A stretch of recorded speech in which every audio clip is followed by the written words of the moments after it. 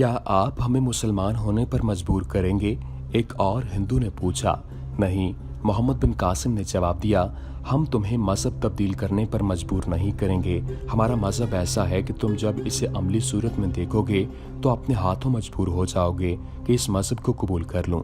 शहर के लोगों से कह दो कि वो तमाम डर और खौफ दिलों से निकाल दें और बाइज्जत जिंदगी बसर करें। उन्हें ये भी कह दें कि किसी ने गद्दारी की या किसी भी तरह हमारे एतमाद को ठेस पहुंचाई तो उसे इबरतनाक सजा दी जाएगी। अब मैं तुम्हें बताता हूँ कि हम शहर के लोगों से कुछ रकम वसूल करेंगे जिसे हम जजिया कहते हैं। ये रकम इतनी थोड़ी होगी कि एक गरीब आदमी भी अदा कर सकेगा। जब हम जजिया वसूल कर लेंगे तो हम पर फर्ज आयद हो जाएगा कि हम तुम्हारी तमाम ज़रूरियात पूरी करें और तुम्हारे वो हुकूक पूरे करें जो हमारे मजहब ने हर इंसान को दिए हैं। आप देख रहे हैं डेली जमील सीरीज फाते सिंध मोहम्मद बिन कासिम सीरीज की ये 57वीं एपिसोड है। आप जजिया मुकर्रर करें। एक सरकर्दा हिंदू ने कहा, हम बहुत जल्दी ये रकम आपके हवाले कर देंगे। ये रकम मेरा वो हाकिम वसूल करेगा जिसे मैं इस काम के लिए मुकर्रर करूंगा। मोहम्मद बिन कासिम ने कहा, मैं इस शहर के उन लोगों से जो अमीर कबीर हैं और ज्यादा रकम दे सकते हैं जजिया के अलावा मजीद रकम लेना चाहता हूँ। ये रकम इसलिए ली जाएगी कि मेरी फौज को बहुत ज्यादा तकलीफ उठाना पड़ी है और जख्मियों की तादाद बहुत ज्यादा है। इस इजाफी रकम को तुम लोग तावान समझो या कुछ और, तुम्हें ये रकम जिसकी मैं कोई हद मुकर्रर नहीं करता अदा करना पड़ेगी। बलासरी फतहुल बुल्दान में लिखता है कि शहर के तमाम लोगों ने जजिया की रकम अदा कर दी और शहर के जो अमीर और खुशहाल लोग थे उन्होंने इजाफी रकम अलग कर दी जो 60,000 दिरहम की मालियत की थी। मोहम्मद बिन कासिम ने ये 60,000 दिरहम अपनी फौज में तकसीम कर दिए। मुल्तान 95 हिजरी सन 713 और 14 ईस्वी में फतह किया गया था। मौरख लिखता है कि मुल्तान के लोगों ने ऐसा सुकून और इत्मीनान पहले कभी नहीं देखा था जो वो अपनी माशरती जिंदगी में अब देख रहे थे।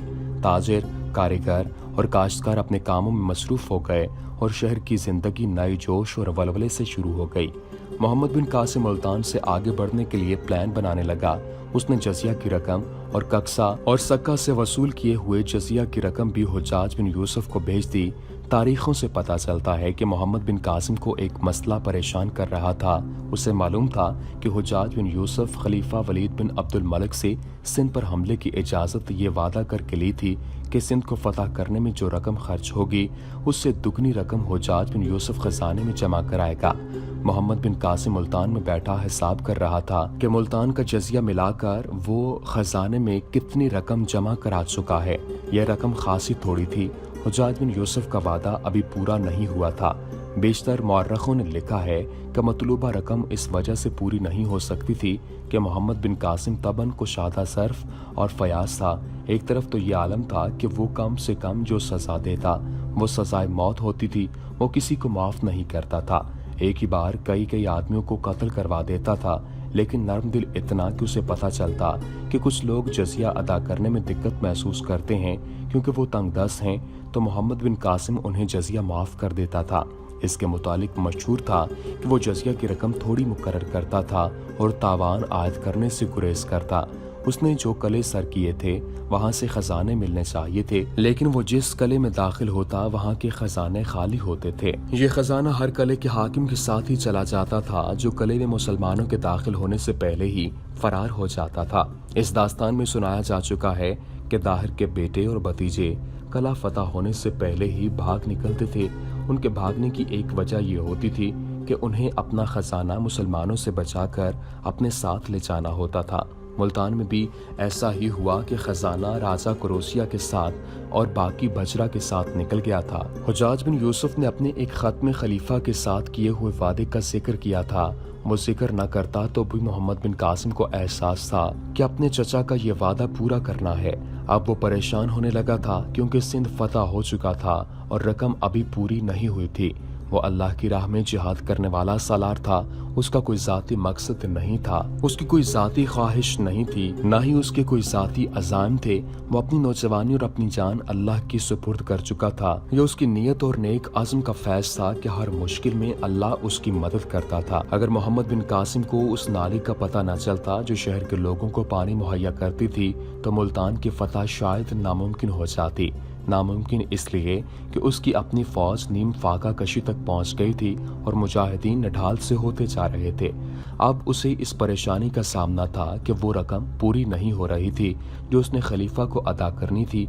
उसकी ये परेशानी ये सोच को और ज्यादा बढ़ा देती थी कि ऐसा ना हो कि खलीफा ये हुक्म दे दे कि मजीद पेशकदमी रोक दी जाए। कुछ दिन गुजर गए। मोहम्मद बिन कासिम ने मुल्तान के शहरी इंतजामात को रवां कर दिया।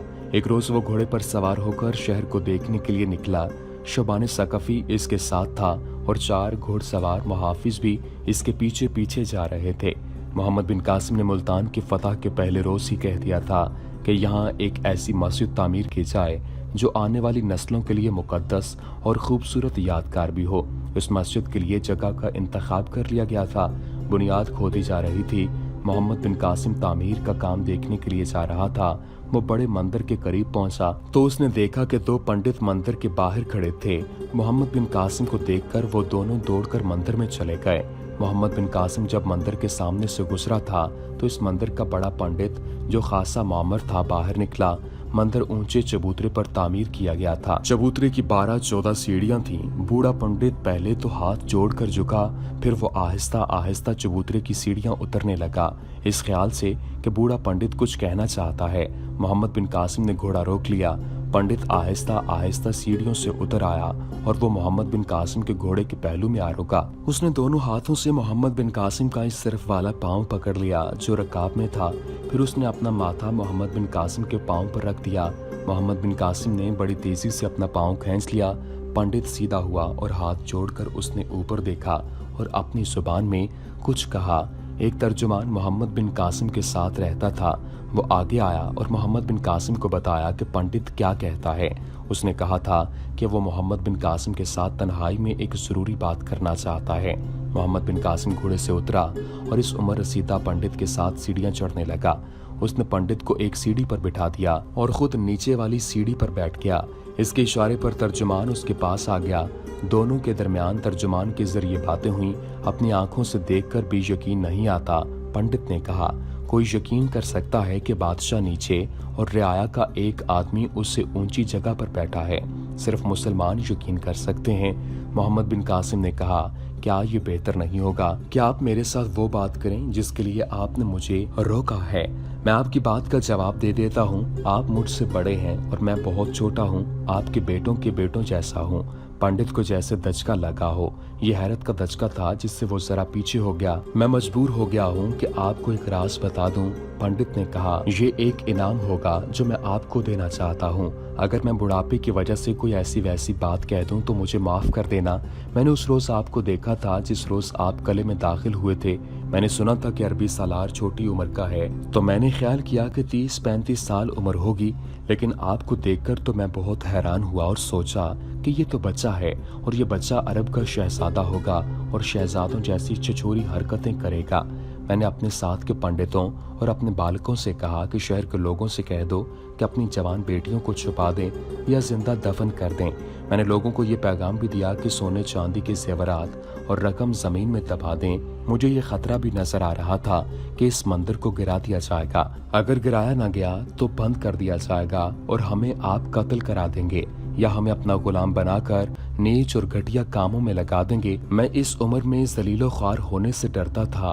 मैं एक खस्ता हालत झोंपड़े में जाकर छुप गया। मेरी देखभाल के लिए एक आदमी मेरे साथ था। वो हर रोज मुझे शहर की खबरें सुनाता था। मुझे यकीन नहीं आता था कि शहर में अमनो अमान और फाते फौज ने लोगों के घरों को नहीं लूटा और कोई एक भी जवान लड़की लापता या बेआबरू नहीं हुई। मैं कल इस झोंपड़े से निकला हूँ। मंदिर में आया तो उसे इसी हालत में पाया जिस हालत में मैं उसे छोड़कर गया था। मर्दों और औरतों को इबादत करते देखा। वो सब आपकी तारीफें कर रहे थे। मैं बहुत खुश हुआ था। मुझे यकीन करना पड़ा कि आप इंसान के रूप में देवता हैं। आपने मुझे मेरा मंदिर वापस कर दिया है। मेरी सारी दुनिया ये मंदिर है। मैं रात को शहर के एक बड़े आदमी से मिला था और उसे कहा था कि मैं अरब के सालार से मिलना चाहता हूँ। उसने कहा कि वो आपके साथ मेरी मुलाकात करा देगा। अभी अभी मुझे 2 पंडितों ने बताया कि आप आ रहे हैं। मैं आपसे मिलने के लिए बाहर आ गया। आप मेरे साथ कोई जरूरी बात करना चाहते थे?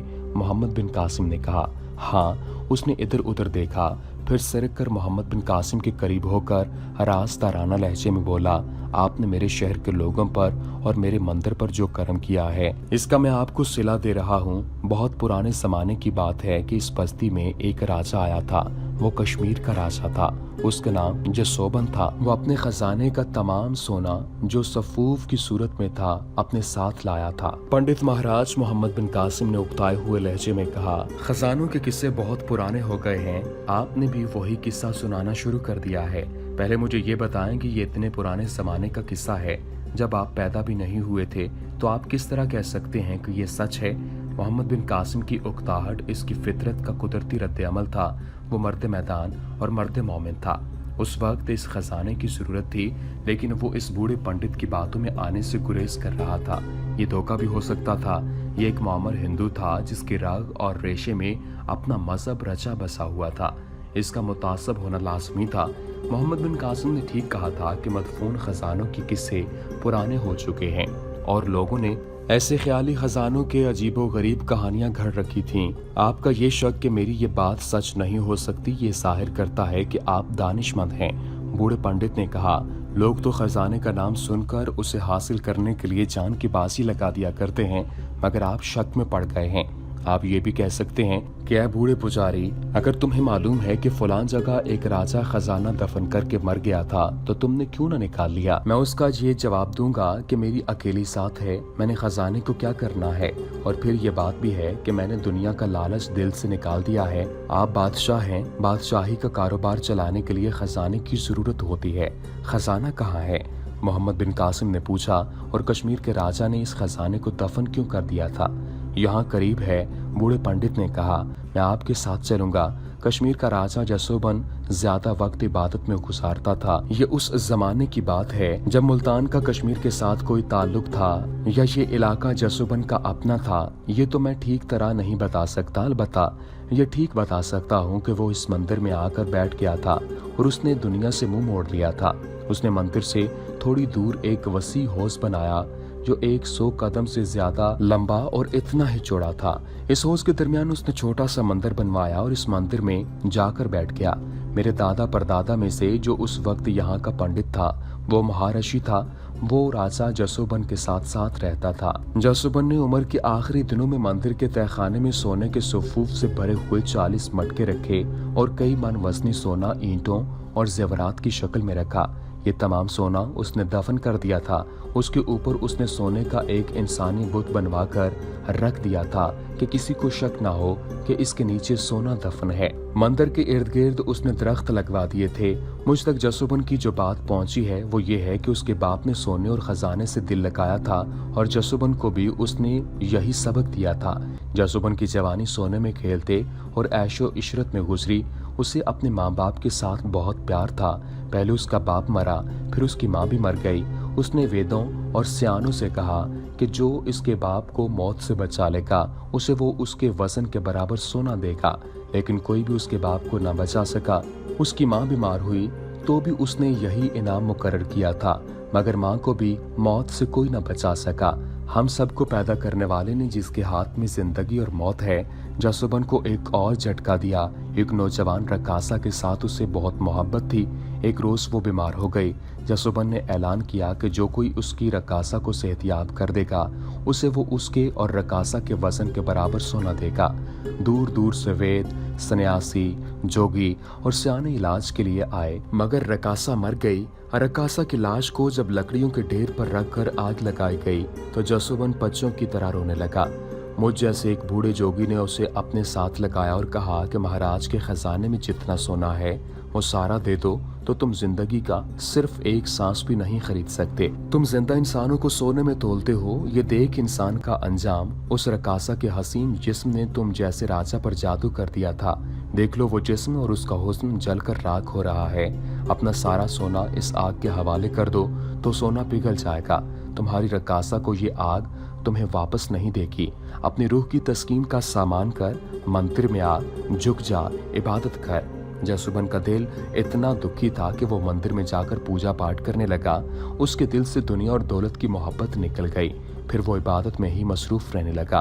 वो यहाँ आ गया और तमाम सोना जमीन में दफन करके ऊपर मंदिर बना दिया। मैंने मान लिया है कि आप जिस खुदा की इबादत करते हैं वो आपकी मदद कर रहा है। आप जहाँ जाते हैं वहाँ के लोग आपसे खुश होते हैं। आप ये सोना मंदिर के नीचे से निकाल लें। मैंने सुना है कि मदफून खजाने के साथ बदकिस्मती और नाहौसत वाबस्ता होती है। मोहम्मद बिन कासिम ने कहा, पुराने मदफून खजानों के किस्से जो मैंने सुने हैं उनमें ये ज़रूर आता है कि जो कोई भी किसी खजाने को हासिल करने में कामयाब हो गया वो बुरी तरह हलाक हुआ। मुझे यकीन है कि आप इस मदफून खजाने को अपनी ज़ाती मिल्कियत में नहीं रखेंगे। पंडित ने कहा, मैं आपको मशवरा भी यही दूंगा कि उसे आप अपना ज़ाती खजाना ना बनाएं। ये कोई ख्याली किस्सा नहीं। चचनामा फतहुल बल्दान और तारीख़ मासूमी में इस मदफून खजाने का जिक्र तफसील से मिलता है और इसकी निशानदही उस पंडित ने ही की थी। यह बयान हो चुका है कि पंडित ने मोहम्मद बिन कासिम को उस खजाने का पता क्यों दिया था। मोहम्मद बिन कासिम ने पंडित से कहा कि वो उसका जिक्र किसी और के साथ नहीं करेगा। पंडित को वहीं बैठने को कहा और शबाने सकफी को अलग ले जाकर उसे वो तमाम बातें सुनाई जो उसके और पंडित के दरमियान हुई थीं। ये धोखा हो सकता है, शबाने सकफी ने कहा। ये तुम्हारे कत्ल की साजिश हो सकती है इब्ने कासिम। वो सोना जरूर होगा। अगर देखना है तो चंद आदमियों को साथ ले लेंगे। नहीं, मोहम्मद बिन कासिम ने कहा, तुम्हारे सिवा कोई और हमारे साथ नहीं होगा। क्या तुमने ऐसे किस्से नहीं सुने कि चंद आदमी मदफून खजाना निकालने गए और जब खजाना मिल गया तो उन आदमियों ने एक दूसरे को कत्ल कर दिया। खजाना दीनो ईमान कायम नहीं रहने दिया करता। शबान, मैं तो अपने चचा हुज्जाज बिन यूसुफ का वो वादा पूरा करना चाहता हूँ जो उसने खलीफा से किया था। मैं उसे अल्लाह की मदद समझता हूँ कि पंडित ने इस मदफून खजाने की निशानदही की है। शबान सकफी के साथ कुछ देर बातें करके मोहम्मद बिन कासिम ने बूढ़े पंडित से कहा कि वो 3 या 4 दिनों बाद उसके साथ हौस वाले मंदिर में जाएगा।